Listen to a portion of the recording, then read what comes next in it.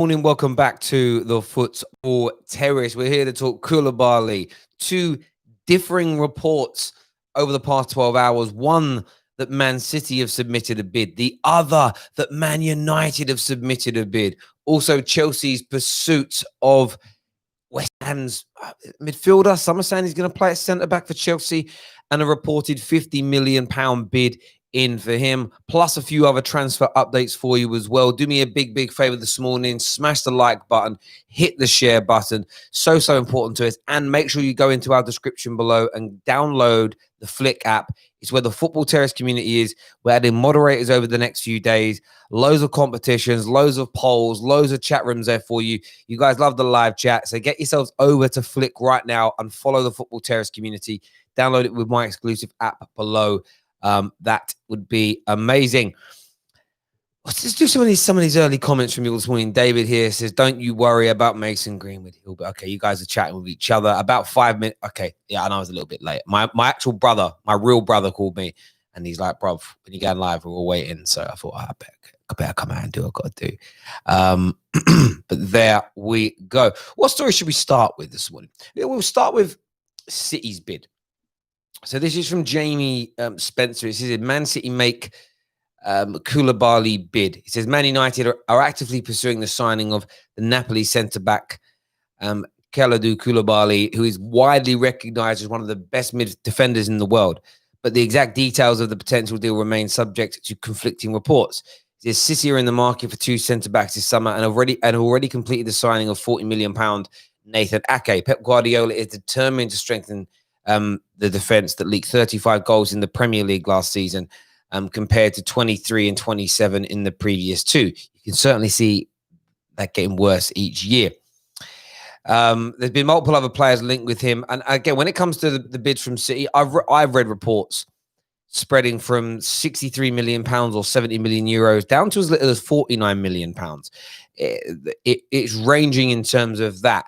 Man United, it's clear. Rumours begin to mount in Italy that Man United are in talks with Koulibaly and that they have submitted a £70 million bid to Napoli for the services of the centre-back. Now, for me, I can't help but think Man United are being linked by Koulibaly's team or by Napoli.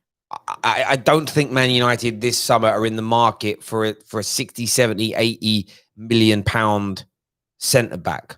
I'd like to see him do it. Not Koulibaly, by the way. That guy is Calamity Jane.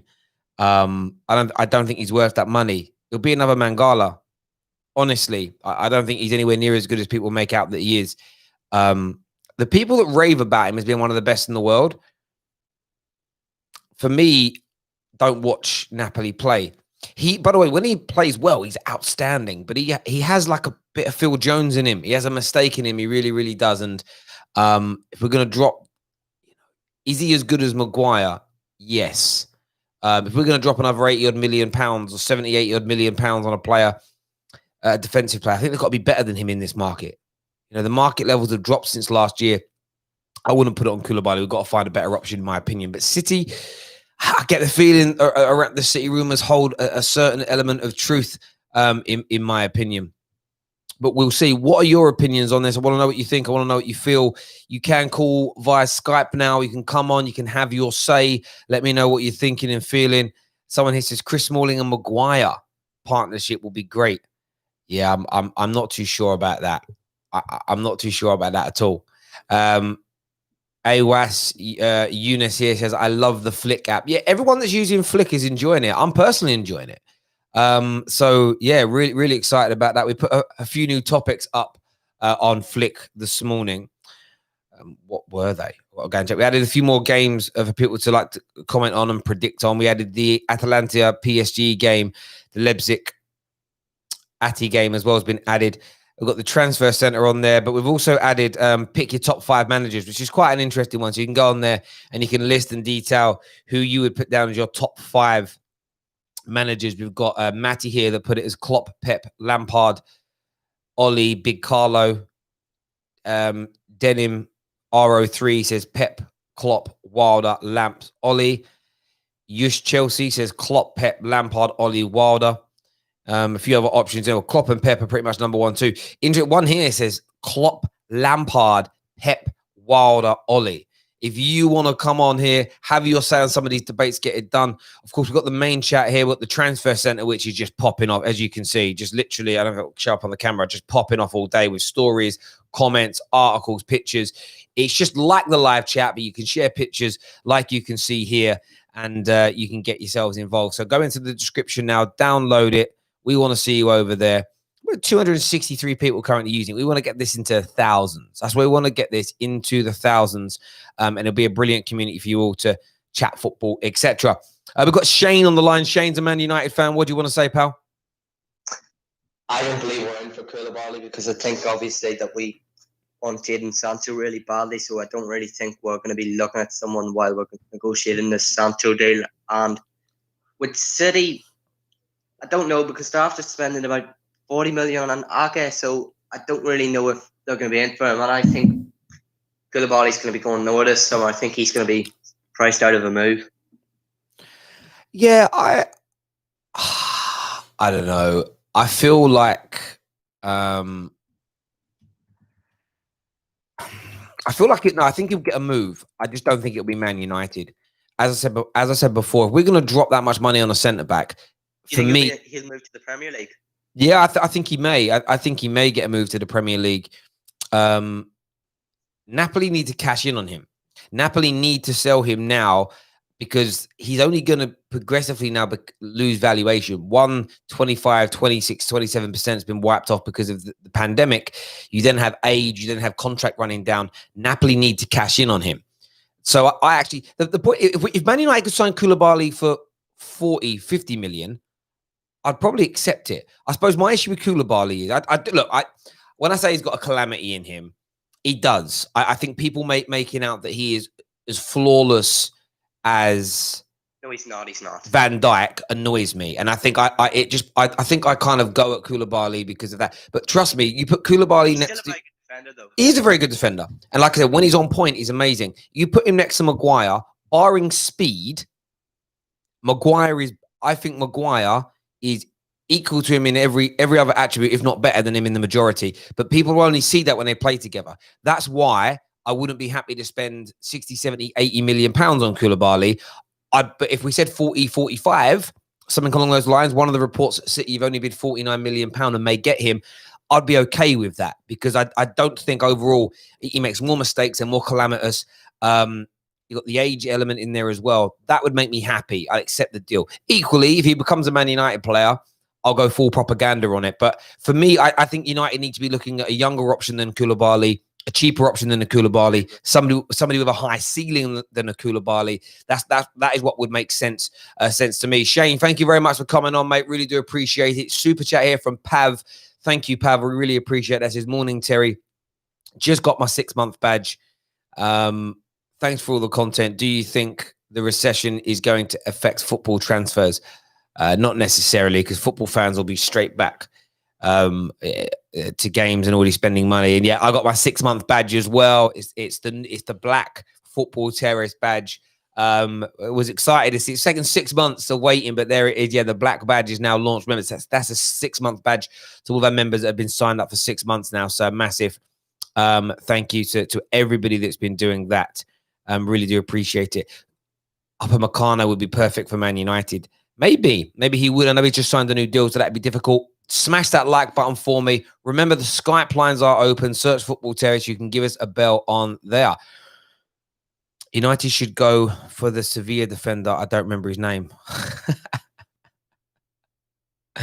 That helps me.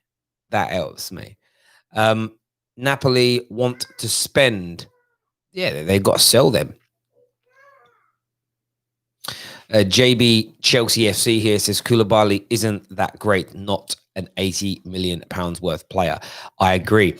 Let's delve into the Declan Rice news. So yesterday there was a report that a bid of 50 million pounds was submitted by Chelsea to try and land Declan Rice. And it's interesting because supposedly that's been laughed off. Sky have reported that West Ham would laugh off 50 million pounds for Declan Rice.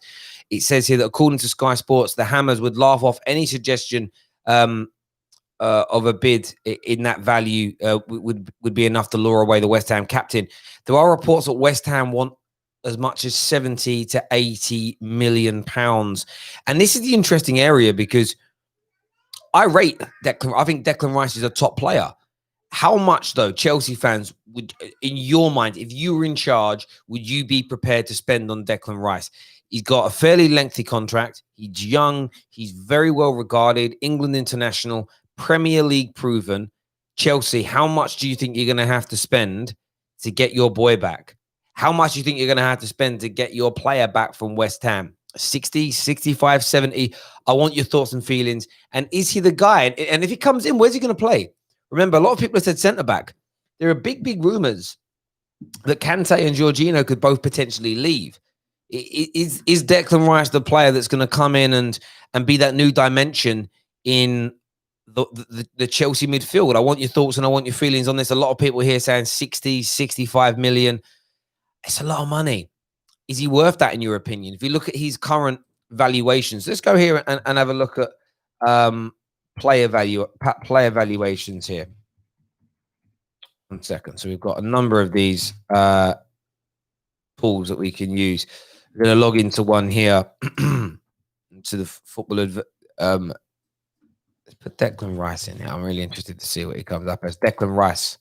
See, Declan Rice currently with the Football Observatory has an estimated transfer value of between 50 and 70 million euros. If we go to, he probably doesn't. Just logging into this one here. Bear with me. I'm not sure if he'll show up.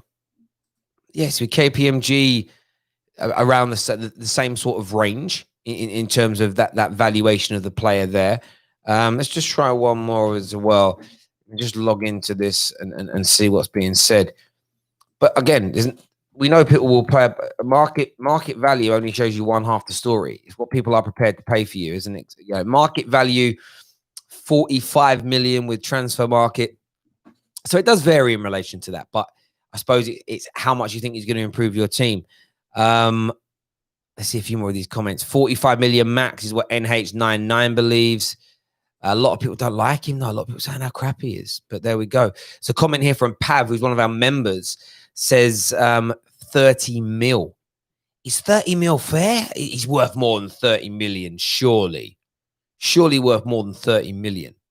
Having said that, Chelsea look like they might end up getting around 30 odd million pounds for Bakayoko. I mean, imagine getting 30 odd million pounds for another flop. It's a fair bit of money. You're easily going to raise 35, 40 million for Jorginho. You're easily going to get 50 million pounds for Kante if you sell him. So, and this is the thing with Chelsea, they could probably raise over 100 million pound additional this summer of income, meaning giving them a much bigger threshold to go out and spend. It's plausible, but Sky have said, and it's only their opinion on this, maybe they've been briefed by West Ham, but 50 million pound will get laughed out the door. We've got Jem, the Chelsea fan, on the line here. Jem, welcome back to the show, mate. Declan Rice to Chelsea for 50 million pound. What's your thoughts? Do I think it solves our defensive problem? No. If he does come Chelsea, I could see Lampard potentially using him as a DM rather than sort of defensive midfielder rather than an actual centre back. I don't know, Terry. Really, it's a tricky one, isn't it? Really, because he's English, and I think English players, they always get slated, don't they? You know, it doesn't matter where they're coming from or who they are; they always seem to be slated quite a bit. But if he does come into Chelsea, I could see Lampard.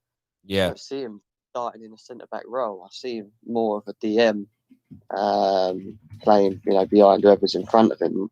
So, no, I don't think it solves our defensive issues. I think we still need to try someone that we can accommodate. Yeah, well, I think what I see with this is an element of, like with the Timo. This is fan talk here. You see, with the Timo Werner deal, there was this notion all along, created by probably the famous and the popular Chelsea sort of fan channels and Twitter bods and podcasters, but this notion that Werner would come in and that he would be played as a winger on the left. He may even, by the way, get the number 11 shirt, but there's this notion that he will start games regularly on the left, as an example, which most people are like, what? Why would you think that? Like, he's a striker. Yes, he drifts and yes, he drops deep, but he starts as a central striker. I feel the same with Declan Rice. I think there's a part of Chelsea fans that don't want to admit that there is a genuine possibility that Jorginho and or Kante could both be sold this summer. The Kante being on the transfer market rumor doesn't go away. It keeps coming up by various sources. So I almost think like there's this element from Chelsea fans to say, right, if we just push out the notion that he's going to play as a centre-back, that delusion will see us through. If we say that Declan Rice will play centre-back, it means there's no chance of one of our holding midfield players going. And I just think I don't know, Declan Rice, he's never played in the Premier League as a centre-back. It would be a really big and maybe even stupid gamble to do that. And maybe it'll work. I mean, I do believe Vincent Kompany played a lot of these younger games as a DM for Anderlecht, I believe, but I don't know. I mean, I think he played a lot of centre back as well. And I don't know. Maybe he'll move there. It's a weird one for me to never have seen him play in the Premier League as a central defender. To drop 50, 60 million pounds on him and then try and convert him instantly seems a bit far-fetched to me. Yeah, you spend that kind of money on, like I said, for West Ham, he's not playing centre-back, he's playing in midfield. But you spend that kind of money on him, you then ask him to play centre-back, but then you're asking him to play next to someone that, for me at the moment, especially for who we've got, is not going to help. You know what I mean? In terms of solidarity, in terms of the back, So he's not going to have someone next to him that is going to be who I think, potentially a leader, strong enough to make them a force, like the Liverpools or the Man Cities. Do you know what I mean? So it still begs the question. It's still the issue of, for Chelsea, that we haven't solved our back line, even with a left back. Do you know what I mean? I just think we need a decent, solid centre back, and there's not many out there, is there? Really, when you think about, other than Koulibaly, and I know we both think he's not the greatest anymore. And to be honest, I wouldn't spend 90 million on him as well. So it makes it hard, doesn't it? Really, not many out. Yeah, I mean that's where you need this. That's where you need the scouts to go and do their jobs properly. That's where you need them to go out and identify the players coming through that could do you a job. We've seen Chelsea, people linked to players like Dunk and Tarkowski and the like, and you've got Sancho at Leicester. There's almost that element of, maybe some of these guys who are not at the big clubs, who are not widely regarded, but we know they're solid. Maybe they could be the guys to come in and actually do the job that's needed. I think that 3 or 4 years ago, if you'd have mentioned Harry Maguire as one of the leading centre backs in European football, nobody would have gone, why would you want a player at Hull? How is a player from Hull going to do that? Maybe they're the right answers. There must be some options out there. But again, I don't watch European football with any great regularity, so it's very difficult for me to look outside the Premier League at players, because I'm like most normal Premier League fans. I don't watch a great deal of it. And tonight I'll watch the PSG game and I'll see people in action.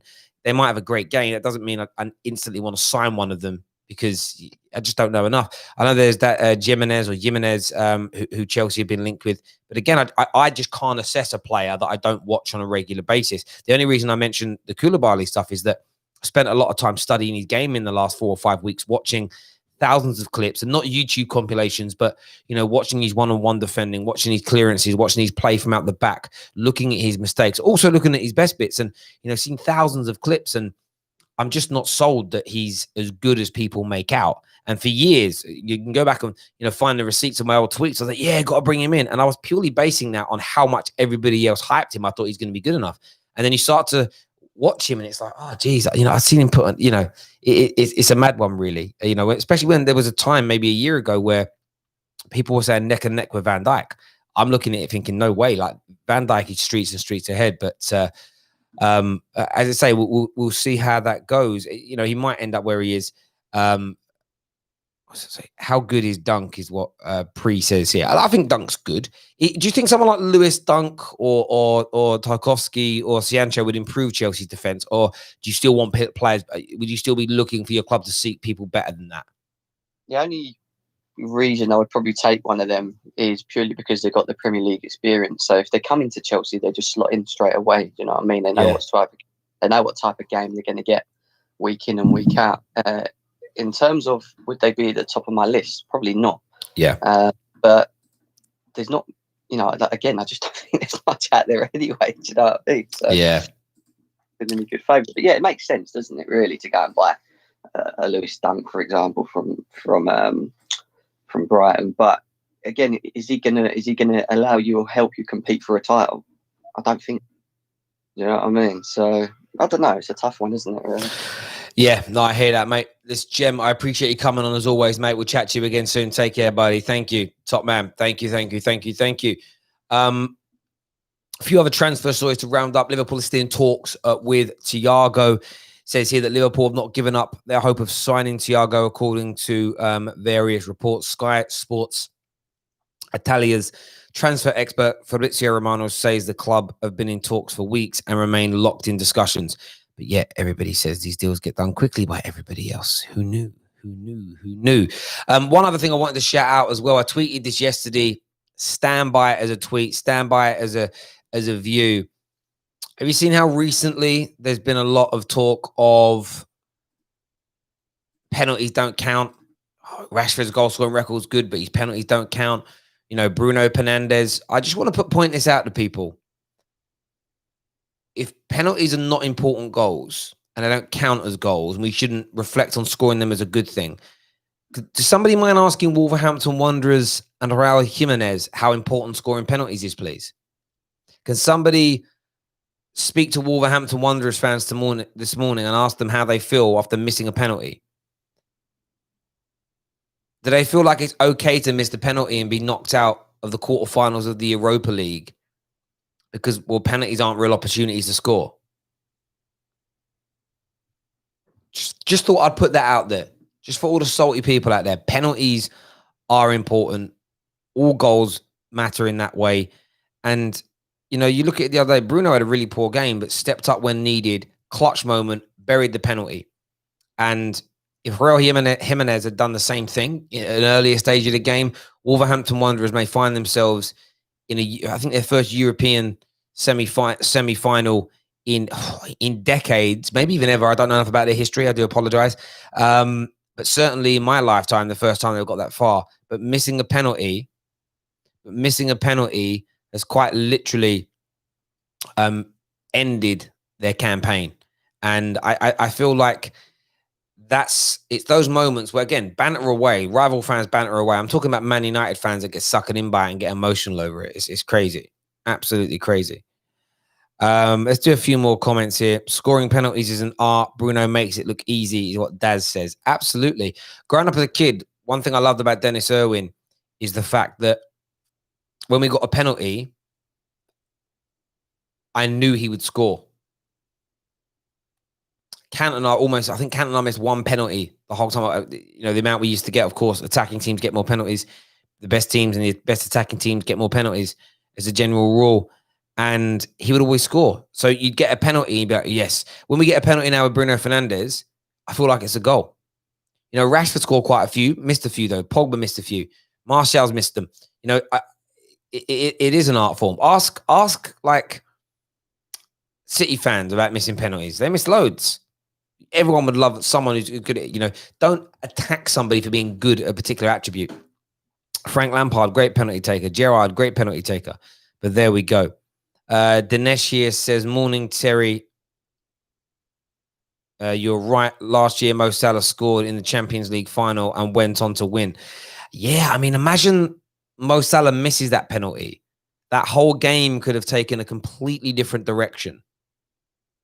And I get that. Take the banter from people, but this is more of a message again to United fans. Stay strong on it.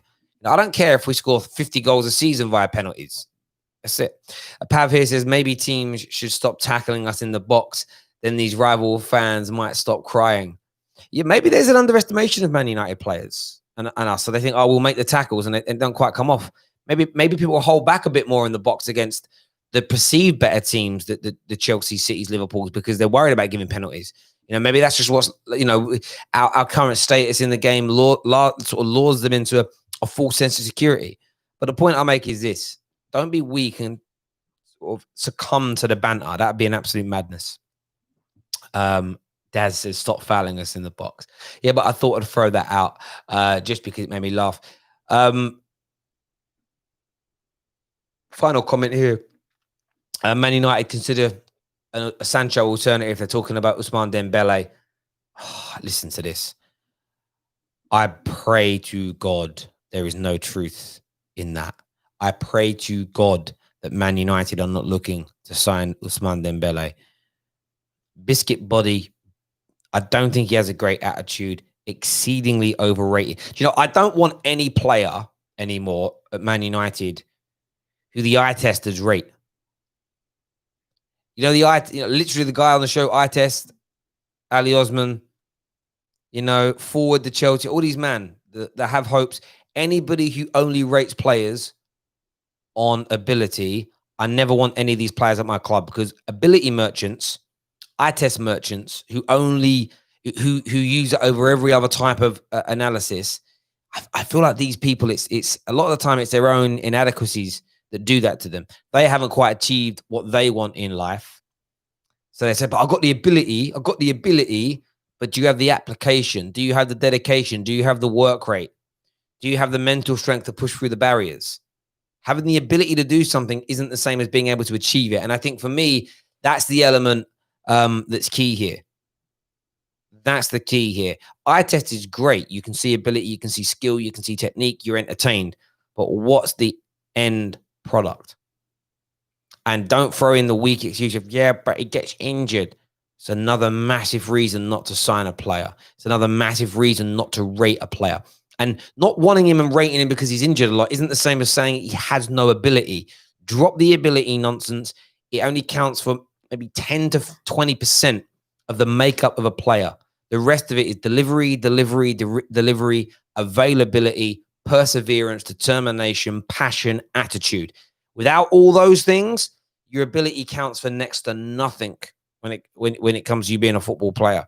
It's as simple and it's as straightforward as that for me. Listen, hit that like button for me, please, right now. Listen, there's 800 of you watching. Please go and download Flick. You clearly like social media. You clearly like the interactions. Download Flick right now with my exclusive link from inside the description below. Can't wait to see you all over there for more football chat, more football talk. This conversation will continue over there. But until next time, take care. Goodbye. God bless. And we'll see you all soon.